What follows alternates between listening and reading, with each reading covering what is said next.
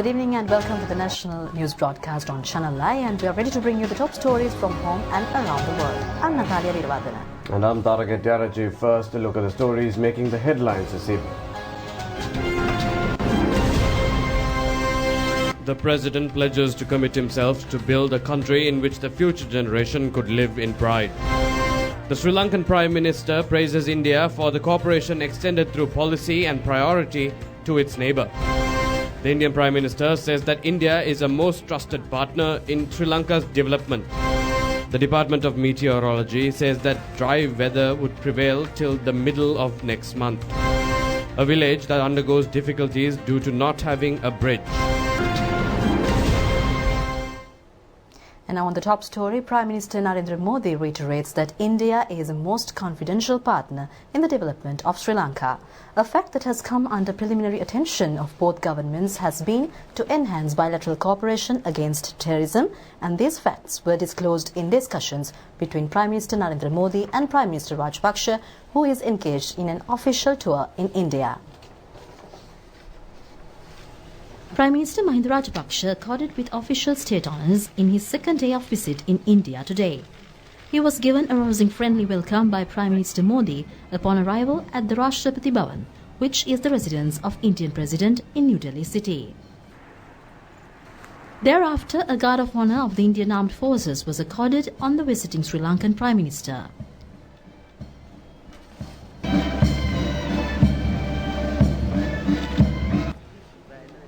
Prime Minister Narendra Modi has also introduced his cabinet colleagues to Prime Minister Mahinda Rajapaksa.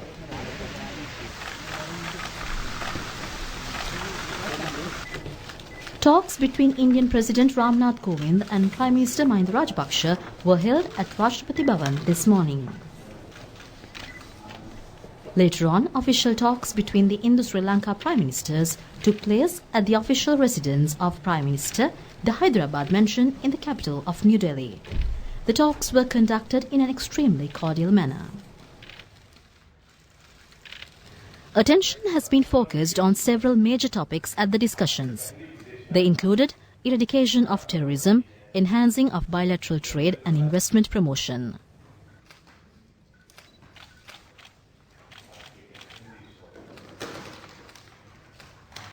The two Prime Ministers have attended a media briefing upon conclusion of bilateral talks.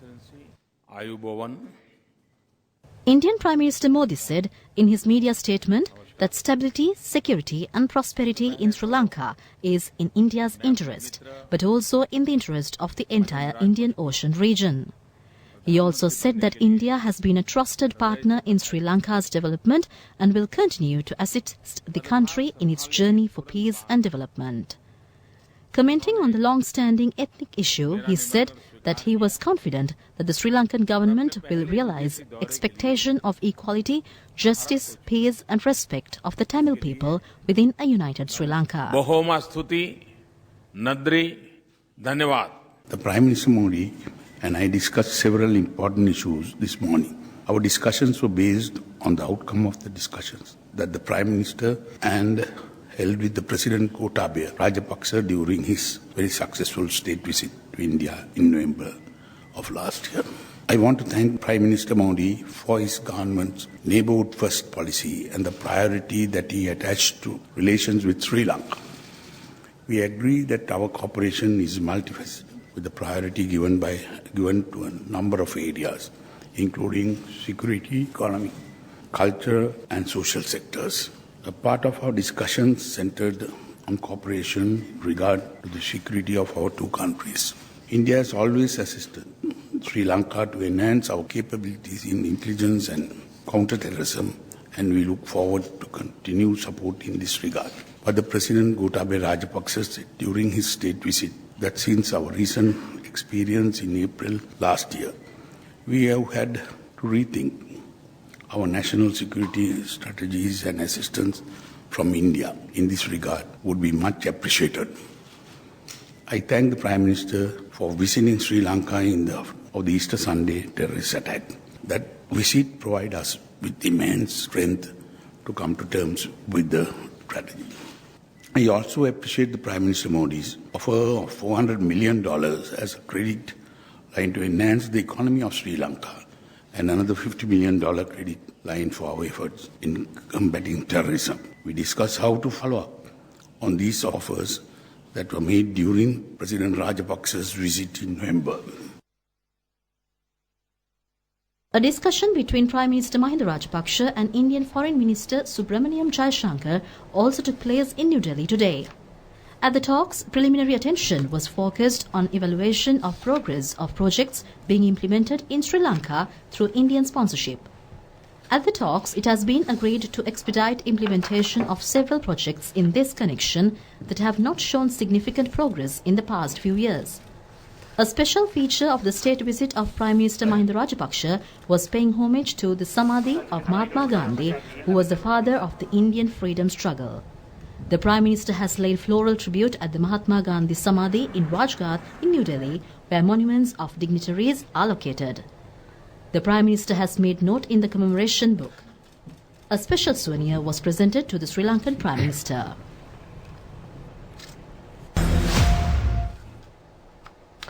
The International Monetary Fund says Sri Lanka's economy is gradually recovering from Easter Sunday terrorist attacks in April 2019, with GDP growth projected at 3.7% in 2020.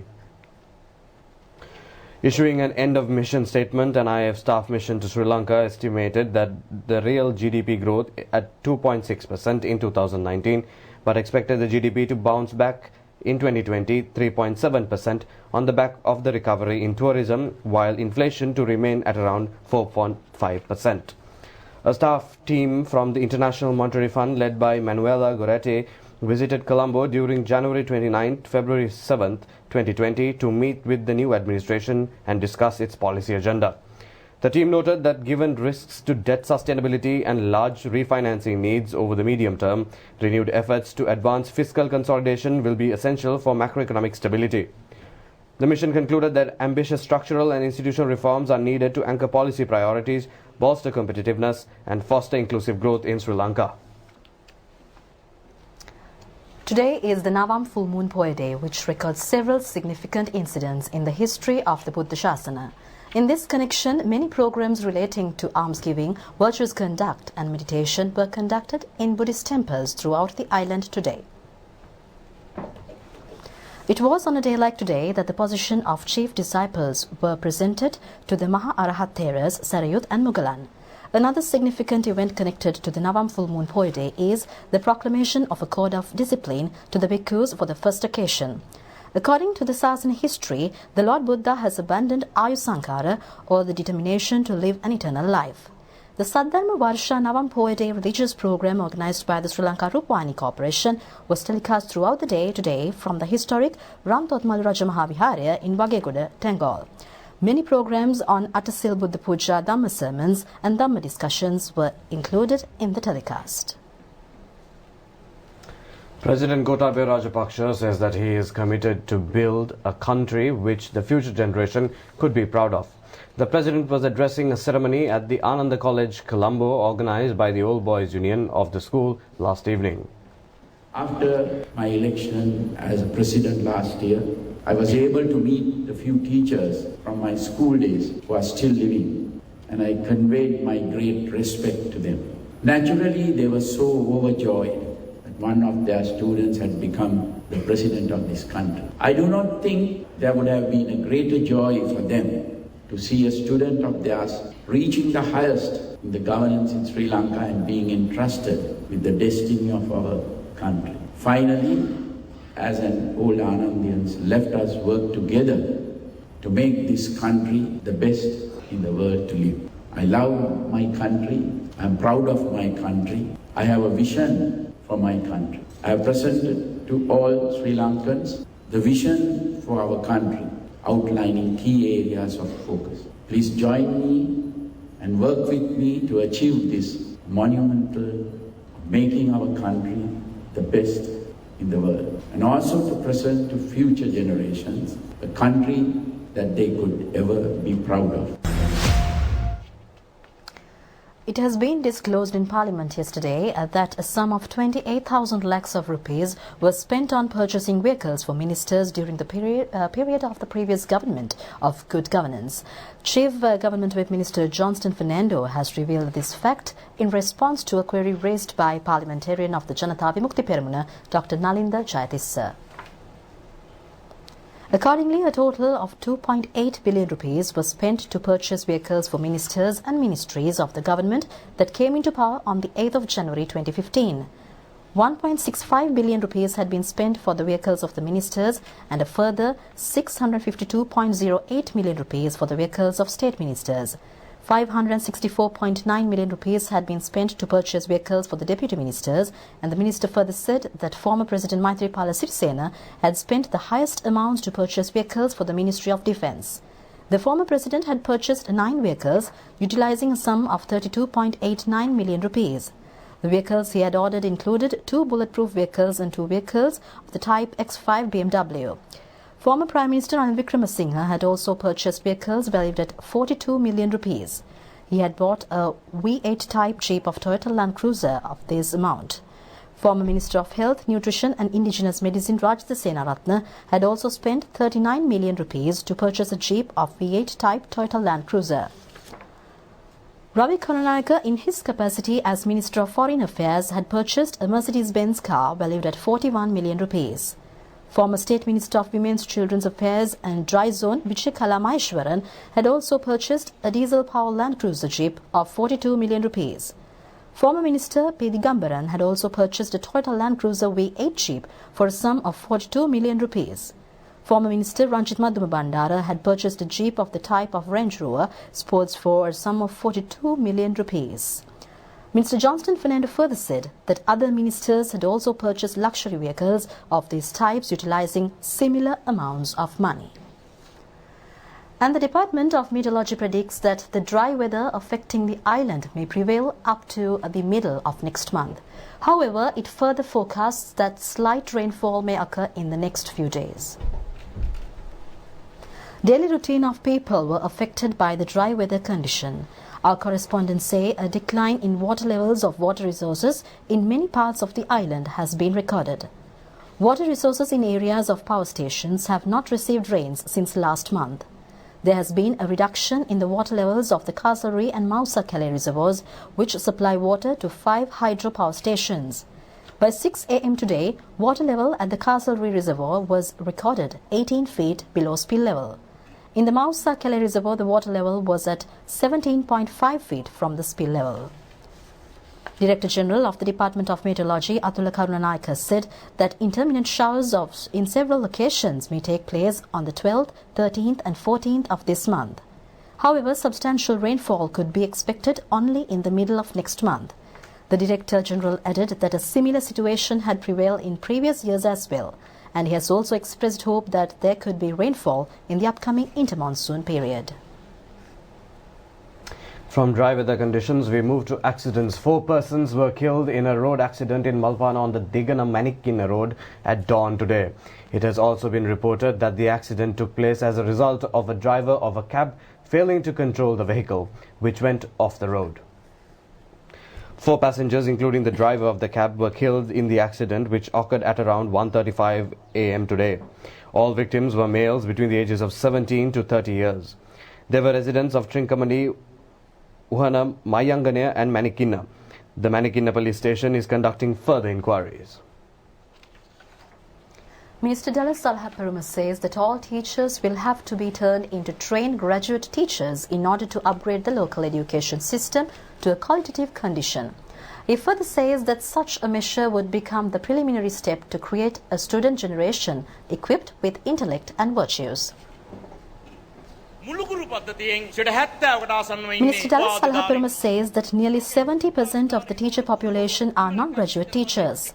The minister further says that in countries such as the USA, Finland, Sweden, Australia, Canada, New Zealand, Germany and Great Britain, there is not a single teacher without a degree or training. The President as well as the Prime Minister said that Sri Lanka's 19 faculties of education will be turned into universities. There will not be any room for teachers without degrees and without training in Sri Lanka by the year 2027.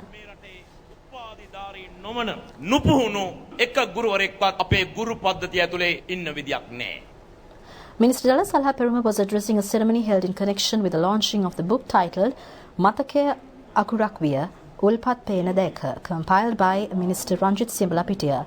This was the 8th book written by Ranjit Siambalapitiya. It is comprised of a series of newspaper column reports of Minister Siambalapitiya based on his recollection and experiences in the fields of social, economic, political and cultural fields. A large number of intellectuals, artists and people's representatives were present at the event, which took place at the Kegal Town Hall today. Speaker Karu Jayasuriya says that he is ready to bid farewell to the post of Speaker. He made these remarks to the media after meeting the Mahanayakatheras of the Malvatu and Asgiri chapters. Speaker Karu Jayasuriya, upon arrival at the Malvatu Mahaviharya this morning, has called on Mahanayakathera, Most Venerable Tibbat Wave Sri Siddhartha Sumangala, and received blessings. The Speaker has also presented a biographical book titled Karu Jayasuriya to the Mahanayakatheras. The book has been authored by Nihal Jagat Chandra. Thereafter, the Speaker has called upon Anunayakas of the Malvatu chapter, Venerable Niyangoda Vijayathesiri and Venerable Dimul Kumbure Vimala Theras. Later on, Speaker Karu Jayasuriya has met Mahanayaka of the Ramanyan Mahanikaya, Most Venerable Napa Nepemasiri Thera, and Chief Sanganayaka of the Patadumbara and Madadumbara of the Asgiri chapter, Venerable Talputta Dhamma Jyoti Thera. Speaker Karu Jayasuriya said that the official term of Parliament will expire in a few weeks from now. He added that he had a sense of self-satisfaction when looking back at his performance as a Speaker. He also said that he had attempted to introduce a new political culture to the country. He added that the Parliament would become a meaningful institute if the voters elected appropriate persons whom they could address as Honourable MP. He further said that his future political journey would be determined by the people's needs and the requests of the people. Minister Bandula Gunawardena says that the government has not acquired the closed Saitam Institute of Malabe. He made these remarks while engaged in an observation tour of the institute today. It has also been pointed out that a program is to be commenced to provide a degree to all those who qualify in the GCE Advanced Level examination. The program is to be conducted on a concept of President Gotabaya Rajapaksa. Inspection of buildings required for the program is presently underway. Mr. Bandula Gunawardena was engaged in observing the buildings of the Saitam Institute in this regard. Mr. Bandula Gunawardena said that it is a false to say that Saitam was taken over by the government. There has been an agreement of mutual understanding to take over the hospital, but that there was no government takeover of the Saitam Institute. Minister further says that he will report on the present status, the Cabinet and the President. Thereafter, it would be possible to utilize the resources for more constructive purposes after resolving the problems. A live discussion program on problems and solutions of the universities will be telecast over the national television at 10:20 p.m. every Saturday from today. Theme of the program is Negotiable Solutions in the Midst of Agitations and Tomorrow's Destiny of Sri Lankan Higher Education. The objective is to provide solutions to the problems of university students. Minister of Higher Education Dr. Bandula Gunawardena, Director General of the Sri Lanka Higher Technology Education Institute, Lakshman Jayaratna, Competent Authority of the University of Vocational Technology, Professor Ranjit Premalal de Silva, Competent Authority of the Technology Institute of the Moratua University, Dr. Sunil Jayanta Navaratna, and Vice Chancellor of the University of Sri Jayawardenapura, Professor Sudat Lianage, are scheduled to participate in today's inaugural program. University students have been accorded the opportunity to present their problems over the phone. Residents in Agoloa village are reported to be experiencing many difficulties due to the absence of a bridge over Pothuwatawana Oya in Agoloa, Udubaddawa, and illegal sand mining. They point out that their requests from the relevant authorities to construct a bridge for more than 3 years were in vain. The Pothuwatawana Oya is located centering the Ratameda Road in Kurunegala and Puttalam districts. A large number of people are engaged in daily activities in the Ratameda Road across the Pothuwatawana Oya. Nearly 100 families live in the villages of Agalua and Medagoda, and they are being subjected to severe inconveniences as a result of unavailability of the bridge. In certain occasions, people are compelled to travel using boats. However, the villagers pointed out that travelling in boats with small children and women is extremely dangerous. The villagers who are being battered for more than 3 decades due to not having a bridge are also being tormented by the acts of illegal sand miners. They charge that racketeers were engaged in sand frauds with the assistance of a deputy minister of the former government. And the villagers further said that the law has not been implemented despite the enlightening of the Madampe and Dumalasuriya police stations regarding these frauds on many occasions. Chinese health authorities said that 34,915 persons have been infected with the coronavirus. The number of those killed by the disease has increased to 724. In the Hubei province in China alone, 2,841 persons were infected. 86 persons were killed by the disease yesterday alone. 81 of the deaths were reported from Hubei. The other deaths were reported from Beijing city and adjacent areas. 6,101 patients are reported to be undergoing treatment in intensive care units in Chinese hospitals. The number of patients suspected to be afflicted with the viral condition has gone up to 27,657. Regional authorities in Wuhan said that all measures are taken to prevent the spread of the virus. Several more hospitals are being set up to treat the patients.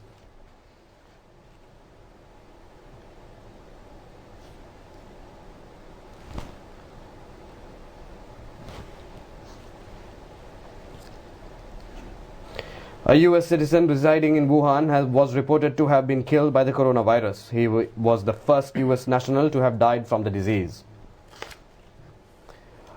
A 91-year-old undergoing treatment in a hospital in Hubei province in central China has left the hospital fully cured.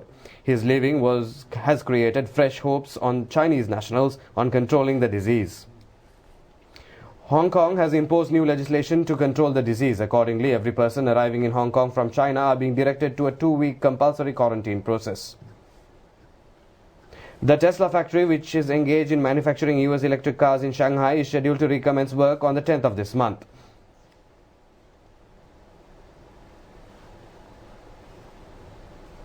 In Sri Lanka, investigations are being continued in 5 hospitals, including IDH, on 17 suspected coronavirus patients. So far, no other patients other than the confirmed female Chinese national has been found. Specialist physician on infectious diseases, Dr. Sudat Samaravira, said that all those who have arrived from Wuhan have not shown any disease symptoms. Media spokesman of the army, Brigadier Chandana Wickramasinghe, said that the 33 Sri Lankans who came from Wuhan have so far been engaged in the quarantine procedures for 7 days. Specialist physician Dr. Colonel Semage has informed that they will continue to take part in the quarantine process another 7 days. He added that if they do not show any disease characteristics during the remaining period, they will be allowed to leave for their homes with the permission of health authorities. The annual Navam Mahaperahara of the Ganga Rama Vihare Hunupitiya Colombo concludes parading the streets tonight.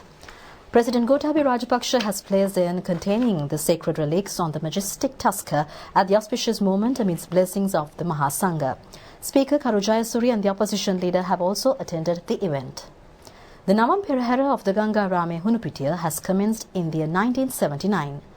It has been organized in the most colourful manner with participation of dancing troops of the upcountry, low country and Sabaragamuwa, as well as the large number of elephants. Large crowds are reported to be converged along the roads to watch the Perahara.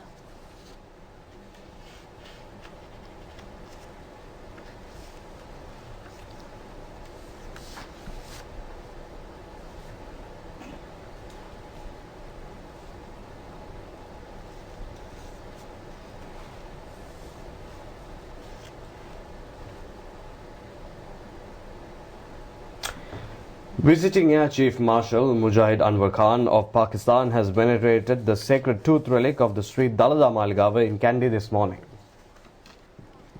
The Air Force Chief of Pakistan was welcomed upon arrival by the Diyavarna Nilame, Pradeep Nilanga Dayala. The Pakistani Air Force Commander-in-Chief has placed a note on the visitor's book. The Diyavarna Nilame has presented a souvenir to him. The Pakistani Air Force Chief has also presented a souvenir to the Diyavarna Nilame.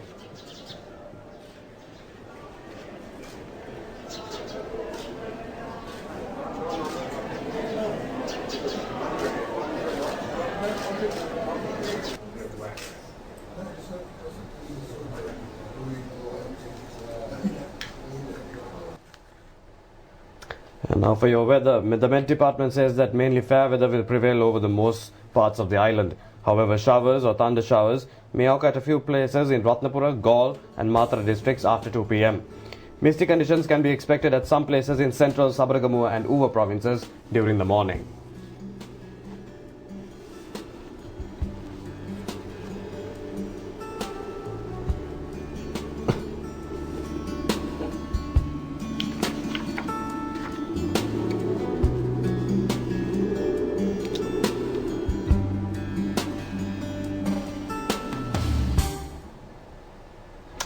That's all the news we have for you tonight. The national news broadcast will return tomorrow, and until then, a very good night to you all. Good night.